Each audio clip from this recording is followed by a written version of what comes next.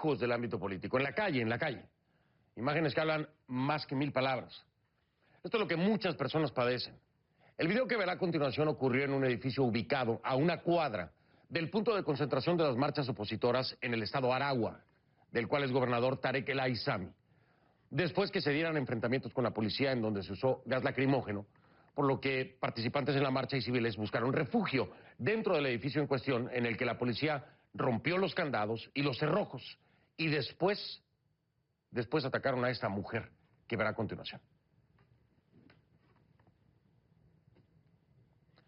Le voy narrando el video. Usted ve cómo entran varias personas, varios civiles, incluso ese que arroja algún objeto, y esta mujer sale y pareciera que les dice detente con la mano. No lo sabemos de cierto, pero por las señas y el movimiento eso parece. De pronto sale un momento de pantalla, regresa a cuadro y ahora verá usted aparecer a estos uniformados, policías. Este empieza a golpearla, se le suman 2 más, ya son 3, 4, 5. Llega un sexto que está parado, la mujer está en el piso, la continúan golpeando. 7, 8, 9, 10 policías, una mujer está en el piso y usted alcanza a ver cómo le tiran una patada, la toman por la pierna, la sacan de cuadro. Todo esto es por lo que muchos venezolanos se quejan.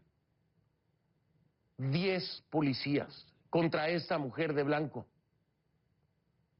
Este video lo obtuvimos de un vecino del edificio que prefiere permanecer en el anonimato. Y después, gracias a la colaboración de colegas periodistas venezolanos que hoy, y siempre que pueden, hacen un periodismo activo, logramos conseguir el testimonio de la mujer en cuestión. Escuche usted.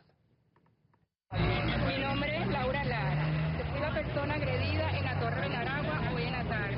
Entraron unos funcionarios, que yo estaba con mira resguardada esperando que pasara el civil de los policías que estaban lanzando bombas lacrimógenas. Los resguardamos ahí un poco de personas.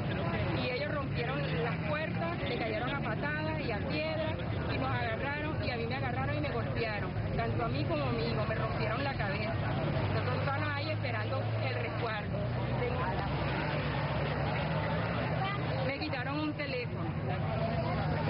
¿Y hoy su hijo está dónde? Y hoy mi hijo está detenido.